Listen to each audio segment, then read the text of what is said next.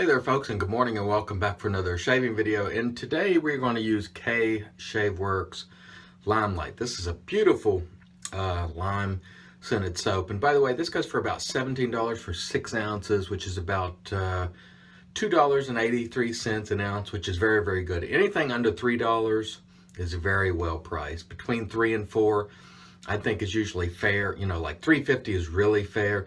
When it gets towards $4, it's getting towards the high level. When it's at 4, it's beginning to become expensive. And when it's 5 or beyond, it's crazy. All right, so that's my scale on cost. Anyway, $2.83 an ounce. Beautiful scent. Oh, absolutely beautiful lime scent. I have used a number of KShaveWorx soaps. But I got several actually from Peter Charcalis's, I think it's called The Shaving Shop. And they are marvelous at scenting. I think their scents are very, very nice. So we'll go ahead and load here. And today I'm going to use my Wolf Whiskers TSC brush. And again, I will squeeze that water out, but leave it damp.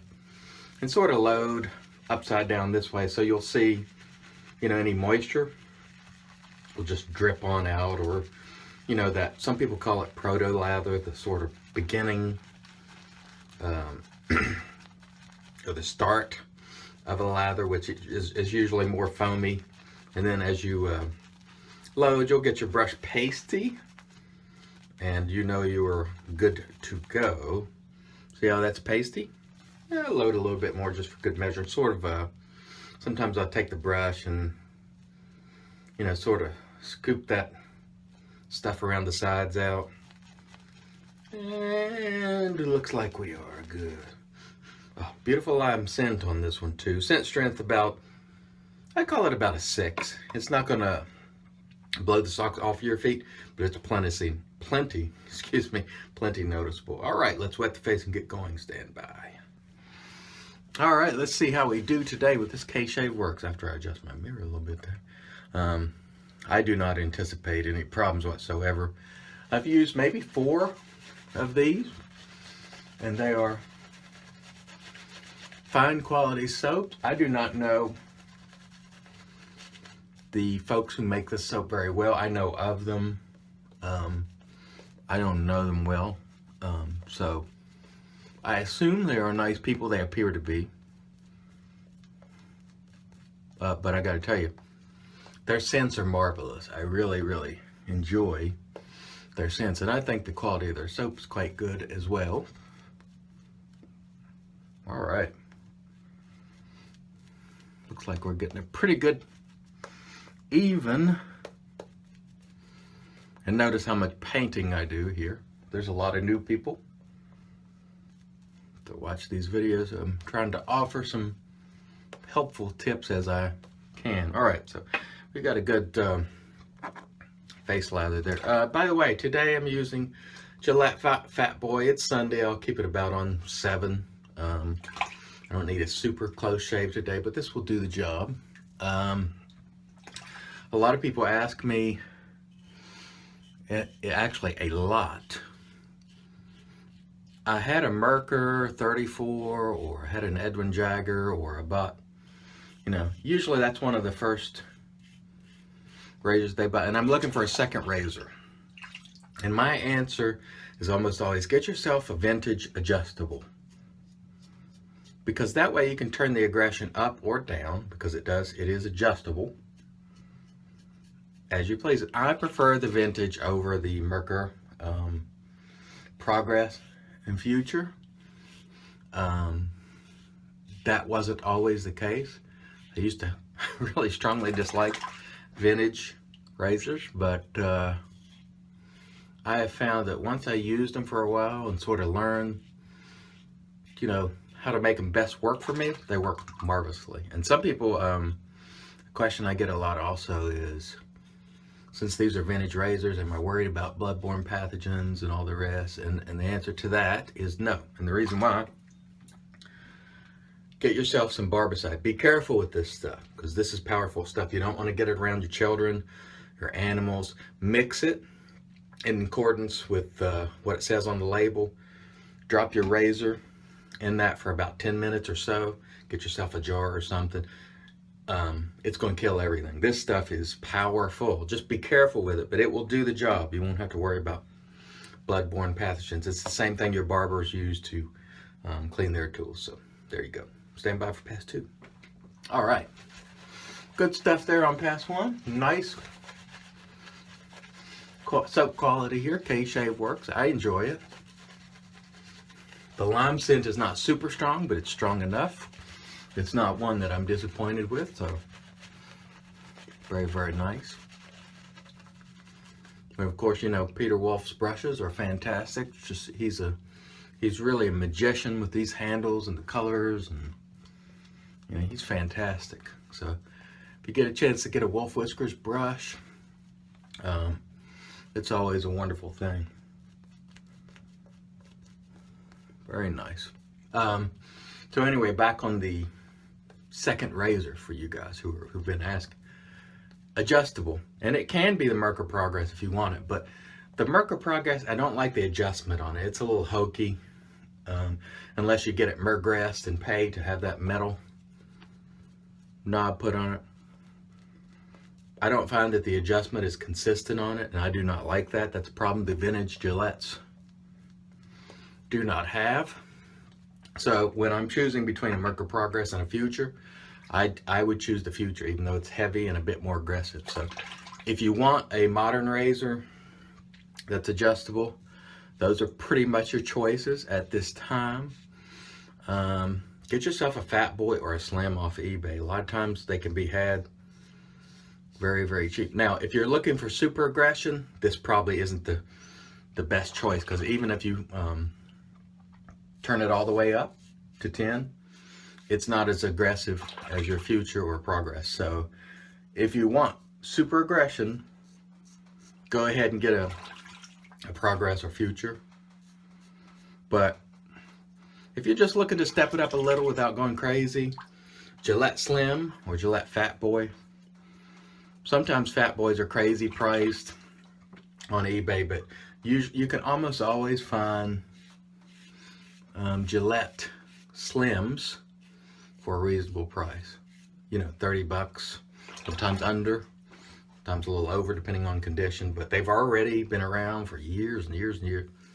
They're going to be around. They've already stood the test of time, and I think it's an excellent choice for a second razor, because it just gives you that ability to adjust that aggressiveness up and down as you see fit.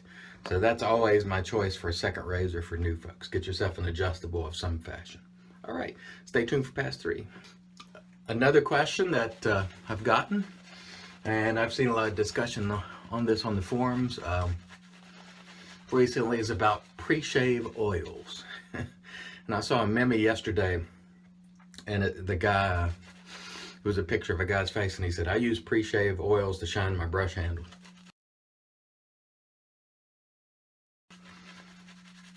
And I tend to agree with that insofar as I don't personally notice a discernible difference in pre-shave soaps or oils at all. I won't use oils.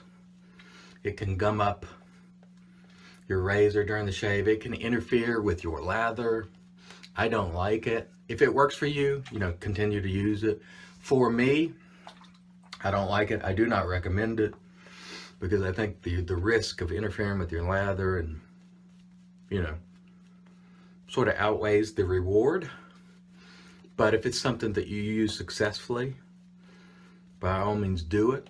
But I feel that way about pre-shave treatments across the board. Absolutely not necessary, in my opinion. It can boost your lather, a pre-shave soap, but you could do that with the soap itself. You know, you could load a little extra soap. So I don't recommend it. I say spend more time working your lather, spend more time loading,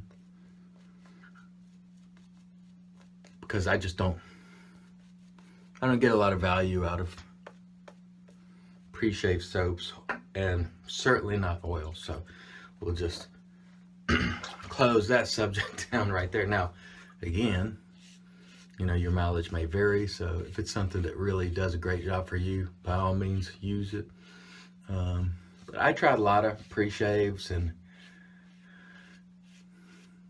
I couldn't really tell they made any, I couldn't discern any appreciable difference, really. So for me, it's more of a thing of marketing. You know, people are able to make a few extra bucks. However, they really may help certain people. Maybe if you're new, maybe if your lather isn't up to snuff, those are scenarios where they could be beneficial. But for folks who have their technique and lathering down, nah, unless you just like pre-shaves, you know, you just sort of like the ritual of it. Early on, it could be helpful. I think early on, when you're first starting this style of shaving, all that prep really makes a lot of difference. As your face adjusts to it over time, it becomes less important, or at least it does for me. I used to, when I first started years ago, I would take a shower and then I would hold a hot towel on my face, and I would do like a pre-lather and lather my face and then rinse it off, and all those things that we've seen in the videos for new people. And it worked. But, you know, 4 months down the road, I quit doing it. And it still worked. I still got a great shave without doing all that stuff. So I think early on it can really help you. And then later as your face, I think your face adjusting is something that a lot of people just don't mention. Your face takes time to adjust to this style of shaving, just like it does if you, those of you who have used an electric razor, at first it's not that great. It takes time for your face and beard to adjust. So the same thing with this style of shaving, it takes time to adjust. Once you adjust, you're good. Some people may still need to do heavy prep, but I don't find it to be the case for me. Okay, let me rinse the face. We'll come back and do the post. Stay tuned. All right, and now for the post, we're going to use our peach Thayers, which is beautiful stuff in my opinion. Really like it. Helps me. I think what's really important about face treatment is the post. If you take a shower, you scrub your face really well using warm water, your face is going to be fairly well prepped for most people who've been shaving for a while. The post, you know, using this kind of thing, I think is important. In fact, I'm going to go for another round. Why? Because it's magic made by witches. This kind of thing can really help your skin. So what you do in your post routine, whether you're using a balm, witch hazel, alum, aftershave, that can really help your face feel nice throughout the day. To me, that is much more important than the pre, once you've been shaving for a while. All right, today we're going to use a nice and inexpensive, again, you don't have to shave, you don't have to spend $1 million on aftershave for it to smell nice and for your face to feel nice. This is very simple, but it's good. And it's got that nice lime scent. That's Pinot Lime Sec, if you didn't see the label. I like it. It's inexpensive. It works well for me. It doesn't have all sorts of exotic ingredients in it, but again, I use my witch hazel for that aloe. And this, you know, just a very simple aftershave. Okay, so today we used KShaveWorx Limelight. Excellent. I give it a thumbs up. $2.83 an ounce. Face feels outstanding, so I got absolutely nothing to complain about on that front. All right, folks, remember, as always, until next time, let's make America shave again. And let's do that, especially this November. Instead of everybody growing beards, let's shave them. Let's make America shave again. You guys have a great day.